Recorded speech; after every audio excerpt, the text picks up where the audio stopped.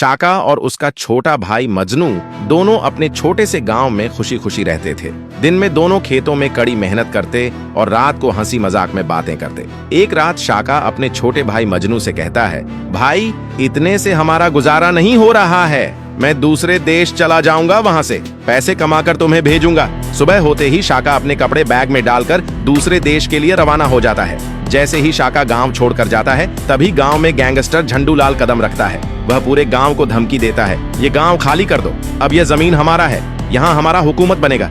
इतने में शाका का छोटा भाई मजनू झंडूलाल के सामने खड़ा हो जाता है और गरज कर कहता है, ये गांव हमारा है, तुम्हारे पिता दादा की जमीन नहीं है।